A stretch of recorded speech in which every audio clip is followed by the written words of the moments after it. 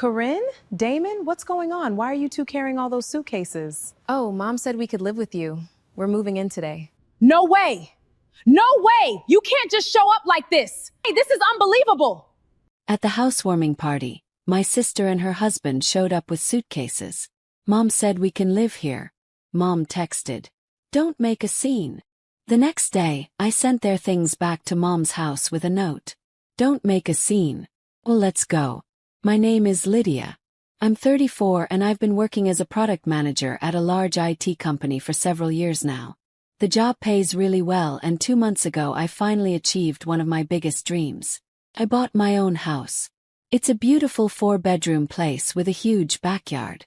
I fell in love with it the moment I walked through the front door.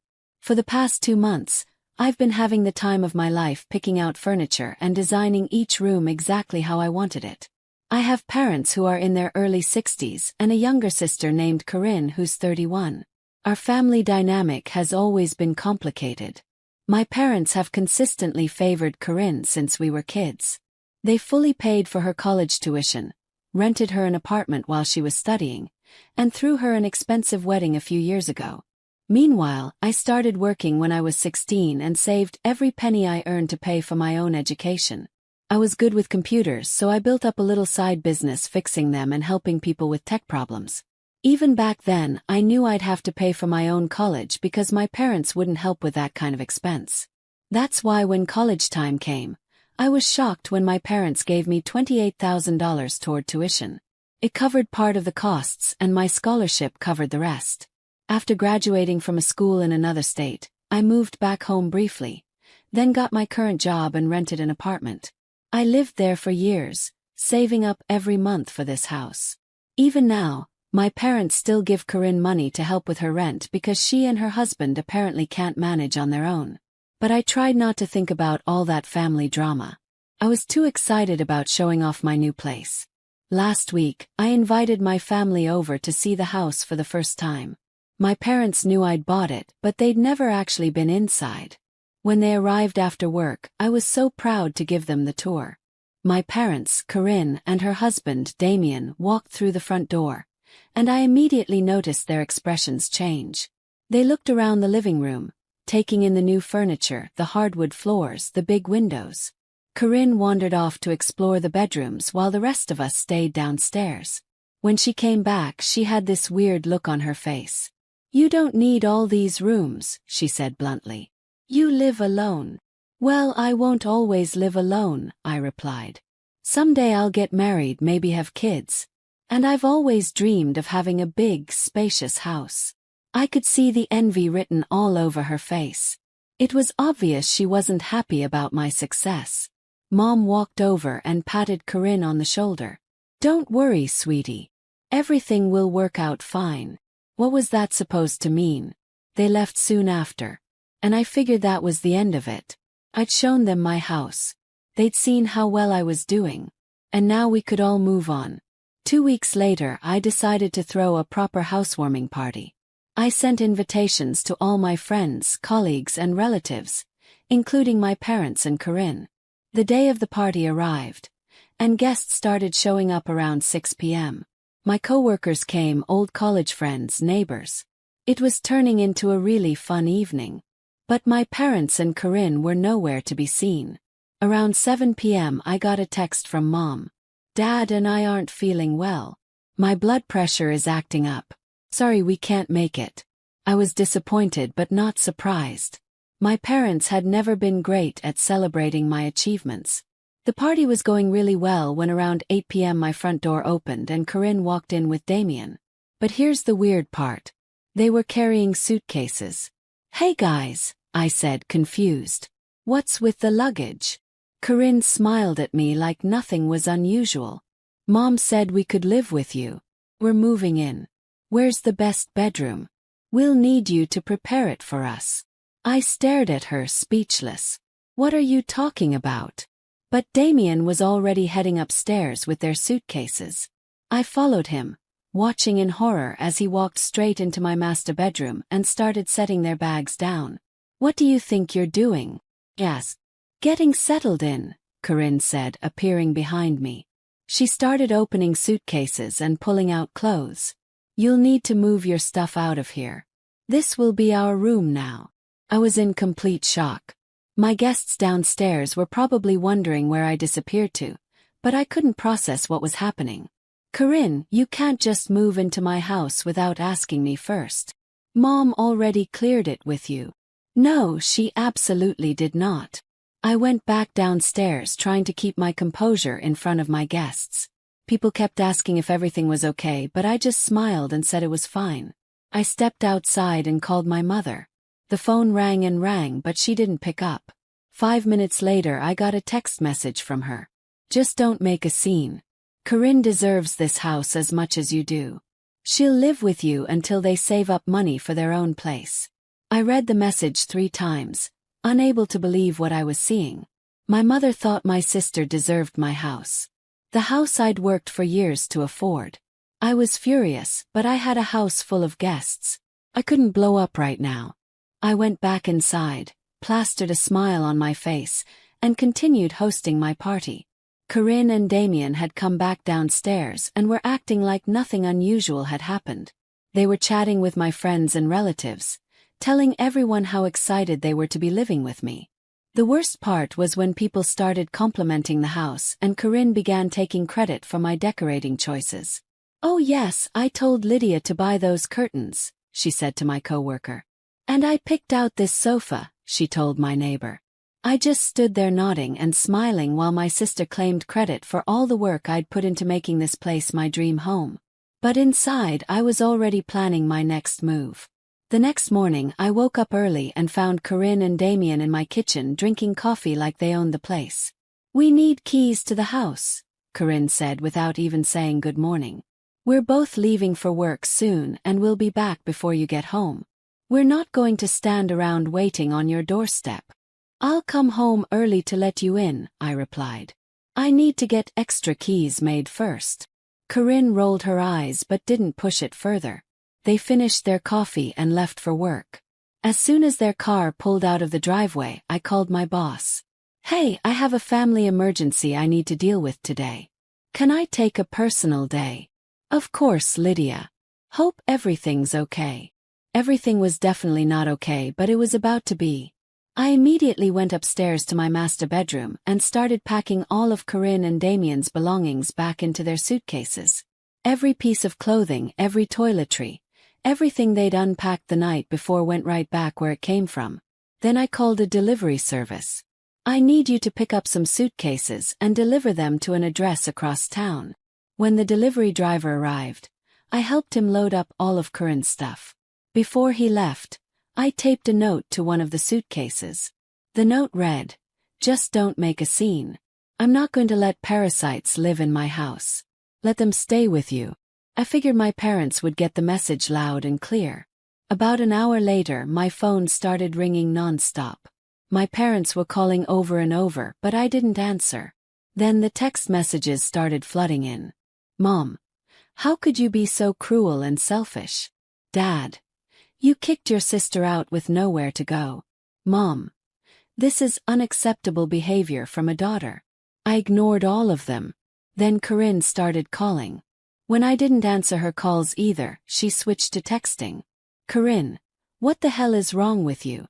Where are our things? Corinne, we broke our lease agreement because Mom said we could live with you. Now we have nowhere to go. Corinne, you're destroying our lives over nothing." To that last message I finally responded. "You can stay with Mom and Dad until you find a new apartment." After sending that text, I blocked all their phone numbers. I was done with the drama and manipulation. For 2 weeks, my life was blissfully quiet. No unexpected house guests, no entitled family members taking over my space, no one claiming credit for my hard work. I could actually enjoy the house I'd worked so hard to buy. Then I got an email that made my blood run cold. It was from a lawyer I'd never heard of representing my parents. The email said my parents were planning to sue me. They wanted me to either let Corinne move back into my house or they would take me to court and demand I pay them back the $28,000 they'd spent on my college education. I stared at the email in disbelief.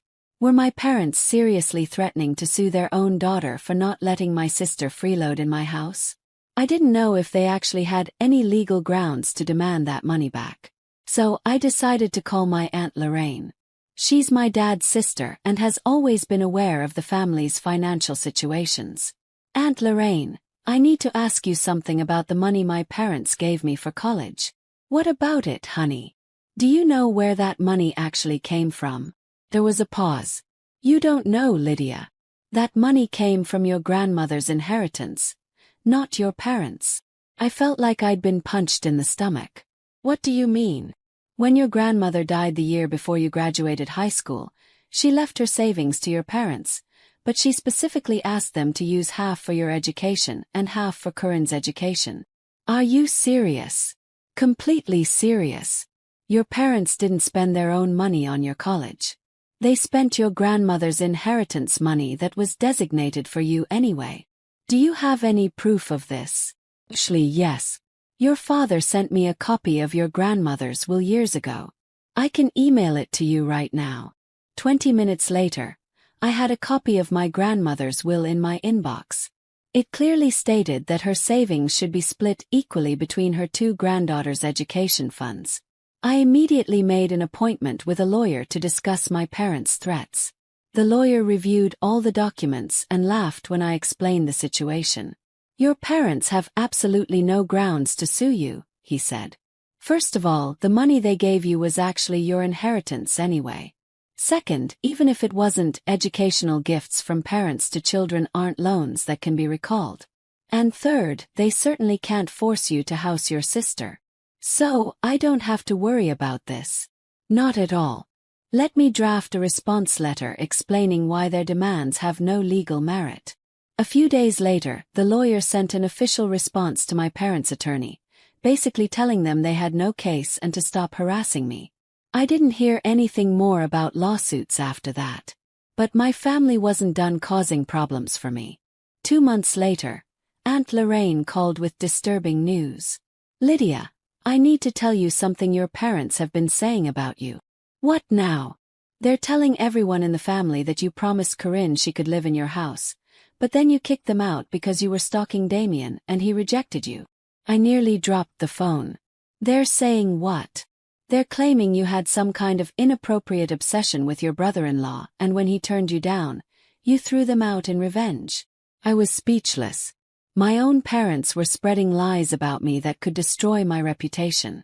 Aunt Lorraine, you know that's not true, right? Of course I know it's not true, but they're telling this story to anyone who will listen. I was furious. It was one thing for my family to be entitled and manipulative, but spreading false rumors about me was crossing a line I couldn't ignore. That evening, I sent my mother a message on social media where other family members could see it. You need to publicly retract the lies you've been spreading about me. If you don't, I'll sue you for slander. I've already consulted with a lawyer and he says what you're doing is illegal and could get you in serious legal trouble. I meant every word of it. My threat to sue for slander must have gotten through to my mother because a few days later, Aunt Lorraine called me with an update. Your mother called a family dinner. She told me she gathered everyone together and admitted she made up those stories about you and Damien. She said she'd overreacted and invented the whole thing to get revenge on you for kicking Corinne out. I was relieved but also disgusted. What did everyone else say? They were shocked. Nobody could believe she would spread such awful lies about her own daughter. Most of the family has stopped talking to your parents entirely. It was satisfying to know that my parents' lies had backfired on them, but I was also sad that it had come to this. I'd never wanted to be estranged from my family. I just wanted them to respect my boundaries and stop treating me like a doormat. The next few months were the most peaceful I'd had in years. No family drama, no entitled relatives trying to move into my house, no lies being spread about me. I could finally focus on my job and enjoy the home I'd worked so hard for. My work performance improved dramatically without all the family stress. I got a promotion to senior product manager and a significant raise.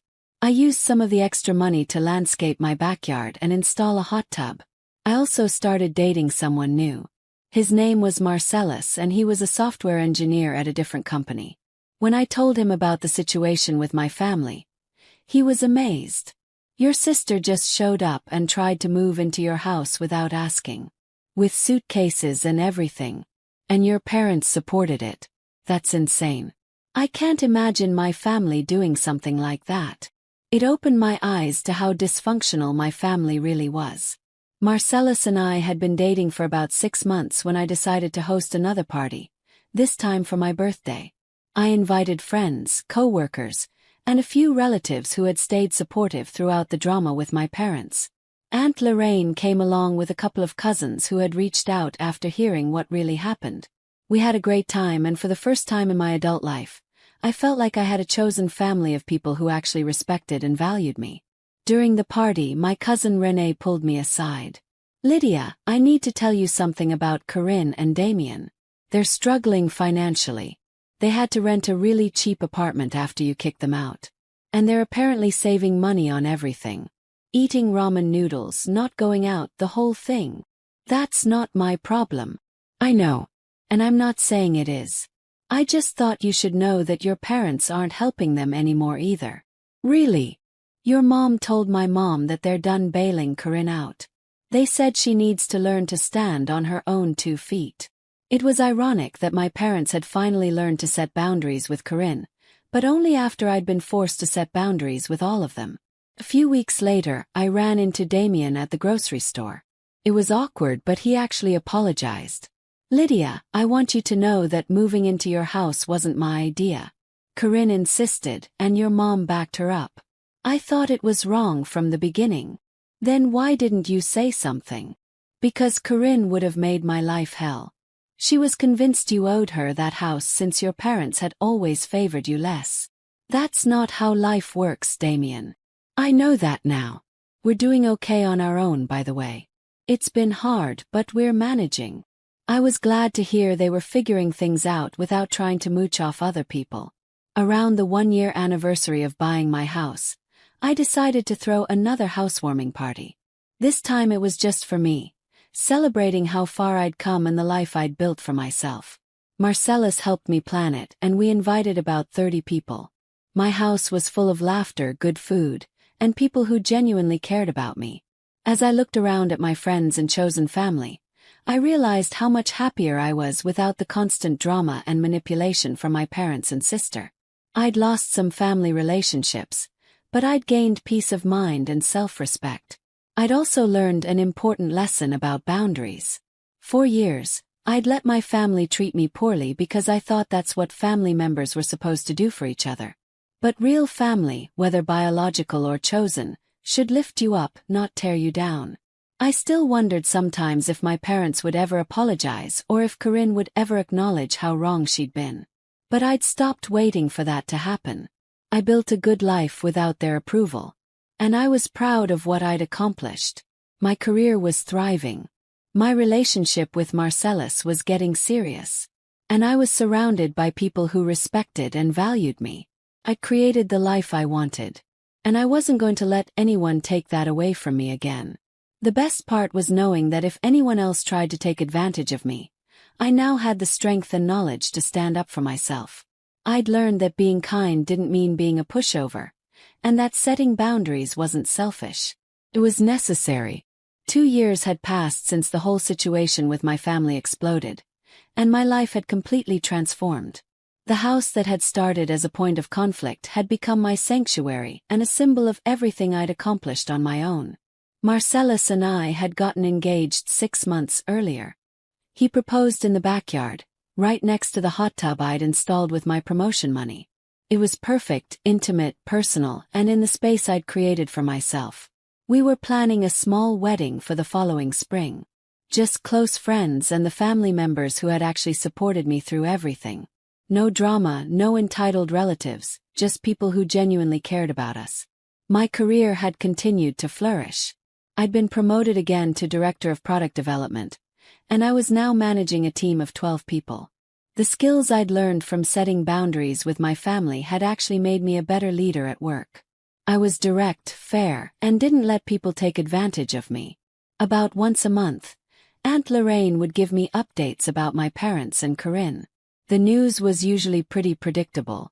Your parents are still angry about being cut off from most of the family, she told me during our last conversation. They keep asking relatives to talk to you about reconciling. What do you tell them?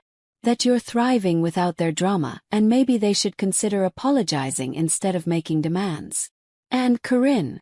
She and Damien are still renting that small apartment. They seem to be doing okay financially now, but I heard through the grapevine that she's bitter about not getting to live in your house. It was almost funny how Corinne was still upset about not getting something that was never hers to begin with. Some people never learned. Last month, I'd gotten an unexpected phone call from Damien. Lydia, I know this is weird, but I wanted to reach out about something. What's going on, Damien? Corinne and I are getting divorced. I was surprised but not shocked. Their relationship had always seemed built more on convenience than genuine compatibility. I'm sorry to hear that. The thing is, during our separation talks, a lot came out about what happened with your house. Corinne admitted she'd been planning to stay there permanently, not just until we saved money. What do you mean? Yes. She never intended to move out. She thought if you let her stay for a few months, she could establish residency and make it really hard for you to kick her out. I felt sick hearing this. She planned all that. Yeah. And your mom was in on the whole plan, Damien admitted. I feel terrible about going along with it. I should have stopped her, but I was too much of a coward. You deserved better from your family. After we hung up, I sat in my living room thinking about how differently things could have gone. If I hadn't taken that day off work to pack their stuff, if I hadn't stood my ground, they might have succeeded in taking over my home. A few weeks later, I got a letter in the mail that I almost threw away without reading. It was from my mother. The letter was 3 pages long, and it started with what sounded like an apology. She said she'd been wrong to support Corinne's plan, wrong to spread lies about me, and wrong to threaten me with a lawsuit. But by the second page, it became clear this wasn't really an apology. She was asking me to forgive and forget so we could be a family again. She mentioned that she and my father were getting older and wanted to have a relationship with me before it was too late. The third page was the kicker. She casually mentioned that they'd been struggling financially since they stopped getting help from relatives who were angry about the lies they'd spread. She suggested that maybe I could help them out occasionally since I was doing so well. I read the letter twice, then put it in my paper shredder. Some people never changed. Even when trying to apologize, my mother couldn't resist trying to manipulate me and ask for money. That evening, Marcellus found me in the backyard relaxing in the hot tub and looking at the stars. Everything okay? You seem thoughtful tonight. My mother sent me a letter. Sort of an apology, sort of a guilt trip, sort of a request for money. Are you considering responding? Not for a second. I've learned that some relationships are too toxic to salvage, even family ones. Do you ever regret cutting them off? Marcellus asked. I thought about it seriously before answering. No. My life is so much better without their constant drama and manipulation. I'm happier, more successful, and surrounded by people who actually care about me. Like me. Especially like you. The next month we had our engagement party at the house. About 50 people came, including several relatives who had distanced themselves from my parents after learning the truth about what happened. My cousin Renee made a toast that brought tears to my eyes. To Lydia, who taught us all that family isn't just about blood relations. It's about the people who support your dreams, respect your boundaries, and celebrate your successes. You've built something beautiful here, and we're all proud to be part of your chosen family. Looking around at the faces of people who genuinely cared about me, I realized I'd gained far more than I'd lost. Yes, I'd had to cut ties with my parents and sister, but I'd also learned to value myself and surround myself with people who appreciated me. The house remained my favorite place in the world. Every room reflected my personality and choices. The backyard was perfect for entertaining friends who actually wanted to be there. And most importantly, it was mine, earned through my own hard work and protected by my own strength. I'd learned that setting boundaries wasn't mean or selfish. It was necessary for self-respect and mental health. I'd also learned that some people would always see kindness as weakness and independence as selfishness. Those people didn't deserve space in my life. As I planned my wedding and looked toward the future, I felt grateful for every difficult lesson I'd learned. My family's attempt to take advantage of me had ultimately made me stronger and more confident. I was building a life based on mutual respect, genuine love, and earned success. And nobody, family or otherwise, was ever going to take that away from me again. 2 years had passed since the drama began, and my life had completely transformed. The house that had once been a battleground had become my sanctuary. Marcellus and I were planning our spring wedding, small and intimate, surrounded only by people who had supported me through everything. My career was thriving. I'd been promoted again, now leading a strong team of 12 as director of product development. I found myself using the same lessons I had learned with my family at work, being clear, firm, and fair while never letting anyone take advantage of me. About once a month, Aunt Lorraine still updated me about my parents and Corinne. "Your parents are still trying to get relatives to convince you to reconcile," she said during one call. "What do you tell them? That you're thriving without their drama, and if they want to fix things, they should start with a real apology instead of demands." And Corinne. She and Damien are still in that small apartment, but now that the divorce is going through, she's more bitter than ever. It was almost funny how Corinne was still upset about not getting something that was never hers to begin with. Some people never learn. Few weeks later, Damien himself called me. "Lydia, I just wanted to tell you the truth. Corinne admitted she never intended to move out of your house. She was going to stay until she could claim rights as a resident. Your mom supported her the whole way." I thanked him for being honest, but it only confirmed what I had already suspected, that I'd narrowly avoided losing everything I had worked for. Not long after, another letter came from my mother. It was framed as an apology but quickly turned into a request for money, claiming she and Dad were struggling. I shredded it without a second thought. That evening, sitting in the backyard hot tub with Marcellus, I looked up at the stars and smiled. "No regrets," I told him. "My life is better without their chaos." And it was true. My chosen family surrounded me. My career was thriving. My relationship was filled with love and respect. And most importantly, I had learned to protect myself. The house stood as a reminder that I had built my own future, and no one was ever going to take it from me again.